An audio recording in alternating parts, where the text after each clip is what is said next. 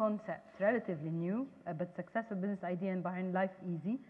I'd like to ask you, please, you seem, from what I heard, you have started your business a little bit differently than the typical entrepreneur in Bahrain. You started it with franchising in mind from the beginning. Can you tell us what's the difference of starting a business with franchising in mind versus just a typical business startup? Assalamu alaikum. Of course, thank you for your questions, and Mr. Murphy, as well as all the speakers. It's true, Life Easy has been different from the start. Perhaps I can talk about the business itself and things I've been focusing on that really did make the change for a business that's just been around for about a year now. Life Easy in itself is a business that looks at personal assistance services. Now that means we are your personal assistant. To build on that, we've carefully and comprehensively surveyed the market, looking at real needs, lifestyle needs. But before we can do that, I really wanted to focus on building a structure that I can franchise. I've had a background of about 10 years in managing international franchise relationships, of course, always being abroad, where we franchise them for the Awadi Group. So I want to do something different where we take the initiative this time. And I would like to get to about a few points after I discuss what the company does. The company itself looks at services that cater to a certain need which we believe is a global one.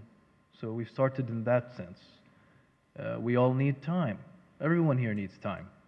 And with that, we've went into a structure that says, we're your assistant, we'll give you the time of day, we'll provide services that you need, whether it's at home or at work. So examples for home services would be anything from clearance, cleaning, maintenance, moving, relocating, helping out at home, and there are services at work. For example, assisting potential entrepreneurs with business setup or website design, documenting policies and procedures, shipping, and so forth. Now, what made the idea fortunately very popular, especially with the expats in the region, was that we really targeted a global, or we had global approach to the way we would develop our business. For example, if I were to say, what is Life Easy? I got with me here an image. I would say in a nutshell, this is what our business does. Now, I don't know if everyone can see that, but it's basically a comical presentation of a working professional who is at ease. Someone maybe we can appeal to. It's an emotional connection. Maybe you envy him a little bit, and you would like to be this guy. We call him Mr. Easy. Now, this is the first point I wanted to talk about, which is image.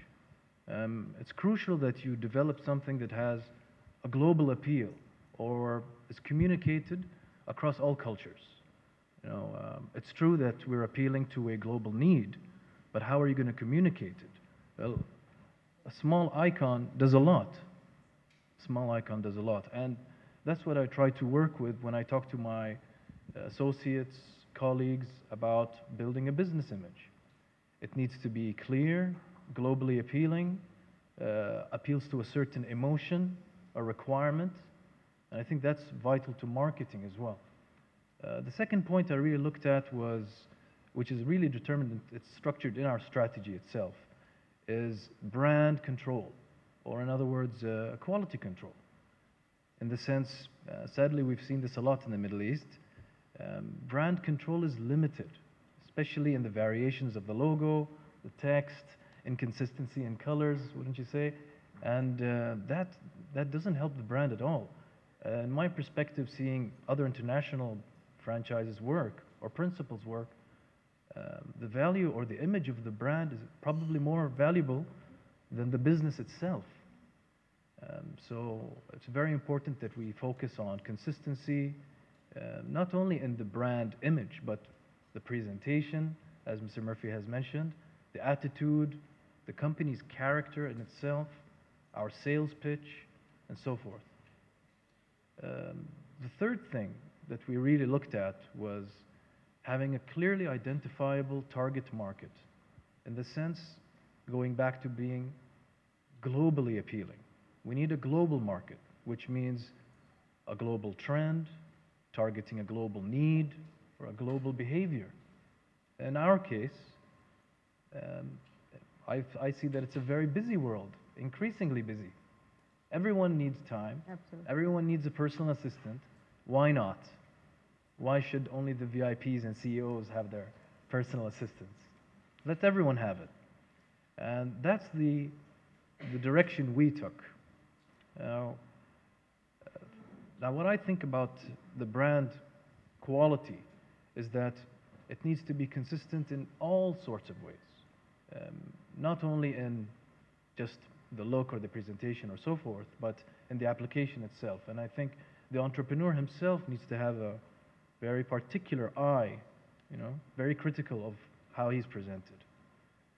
The fourth thing I think has been mentioned a few times today, which did me a lot of good, was the policies and procedures or operational manuals.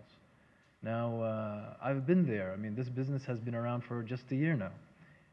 And I've developed several operational manuals in the past. It's a headache, especially for the aspiring entrepreneur. He wants to jump, he wants to move. He's got a lot to prove. He's got no time to waste. He keeps looking at his pocket. How much money am I spending? But a manual will save you a lot of time and money later. You're investing in the business now to save costs later. And I think that's vital, not only to have it, but to be diligent about it, be routinely involved with it, along with